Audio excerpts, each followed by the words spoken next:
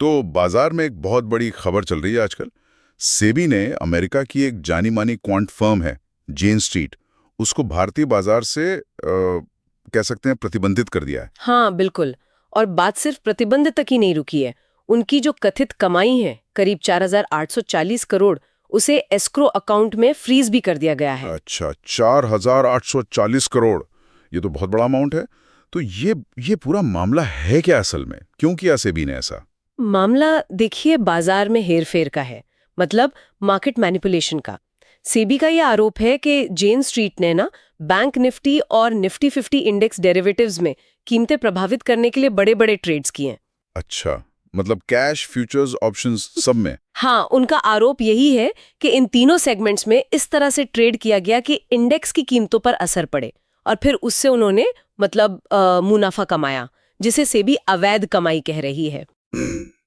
तो आज हम इसी पर बात करने वाले हैं। हमारे पास इस पूरे घटनाक्रम का विश्लेषण है, मार्केट ने कैसे रिएक्ट किया, ज़ेरोदा जैसी बड़ी ब्रोकरेज फर्म का क्या नजरिया है और इसके गहरे मायने क्या हो सकते हैं। बिल्कुल, कोशिश यही समझने की है कि ये सिर्फ एक कंपनी के खिलाफ एक्शन है या फिर ये भारतीय बाजार के रेगुलेशंस और भविष्य के लिए कोई बड़ा संकेत दे रहा है।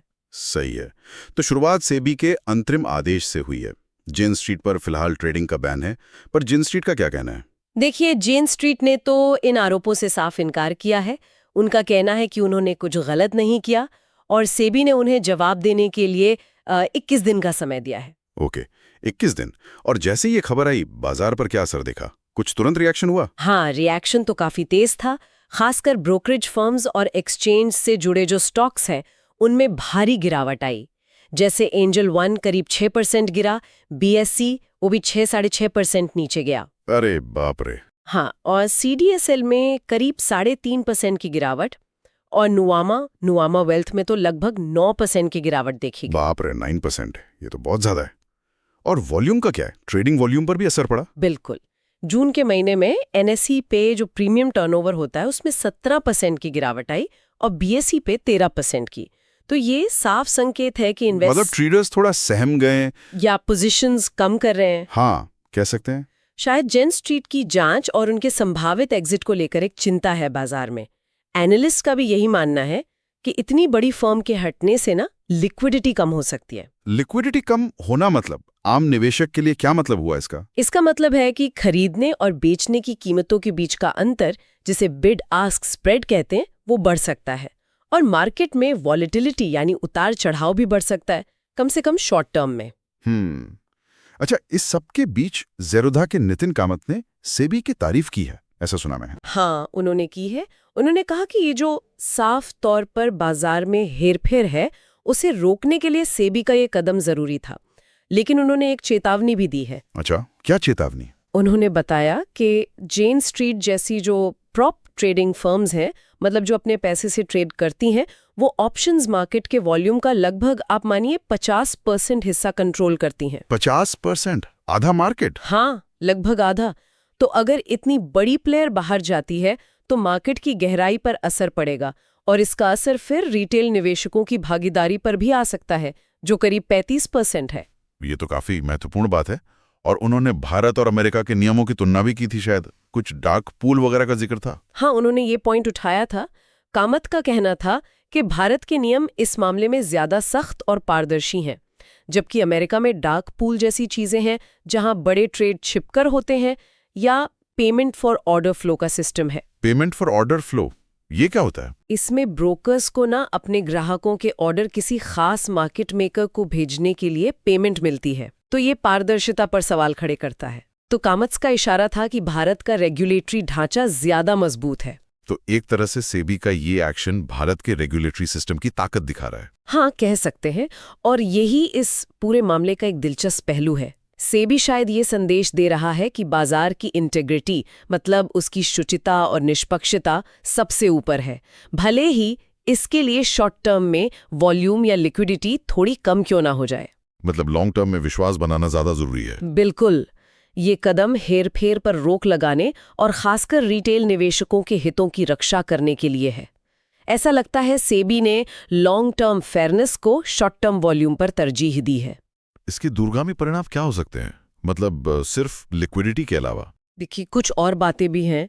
एक तो जैसा हमने कहा, शॉर्ट टर्म में लिक्विडिटी रिस्क है, वॉलेटिलिटी, स्प्रेड बढ़ना, एक्सचेंज ऊपर वॉल्यूम घटना।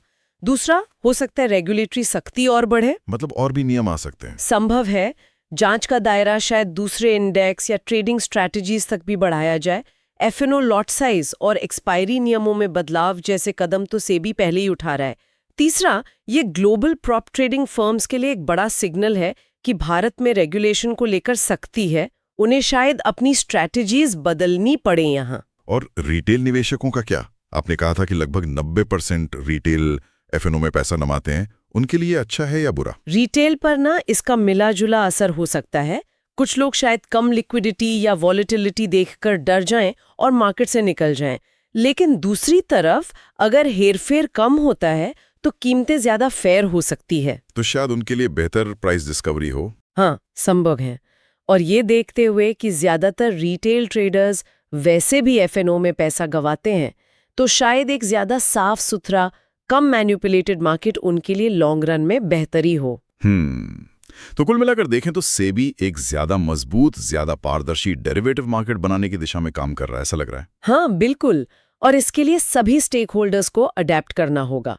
ब्रोकर्स को शायद लिक्विडिटी के नए सोर्स ढूंढने पड़े, सेबी को पारदर्शिता बनाए रखनी होगी, ट्रेडर्स को नियमों के हिसाब से स्ट्रेटेजी बनानी होगी, और निवेशकों को सतर्क रहना होगा, लेकिन साथ ही इस बढ़ती पारदर्शिता से फायदा भी उठाना चाहिए। सही है। तो मुख्य बातें यही निकल कर आ रही हैं: बाजार की इंटेग्रिटी पर जोर, लिक्विडिटी की चुनौती और रेगुलेटर का सख्त रवैया। अब आगे क्या देखना होगा? आगे नजर रखनी होगी सेबी के अंतिम आदेश पर, आने वाले एक्सपायरी साइकिल्स में वॉल्यूम कैसे रहते हैं इस पर, और जेन स्ट्रीट इस आदेश के खिलाफ कोई अपील करती है या नहीं, या कोई बातचीत होती है या नहीं। बिल्कुल।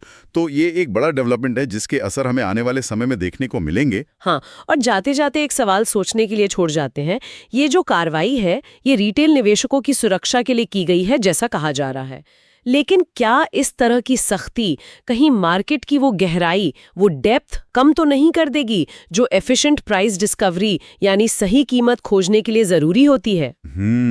ये एक बड़ा सवाल है। या फिर ये वास्तव में एक मैच्योर और फेयर मार्केट बनाने की दिशा में एक जरूरी कड़ा कदम है, भले ही उसकी शॉर्ट टर्म में कोई कीमत चुकानी पड़े? इस पर सोचना होगा।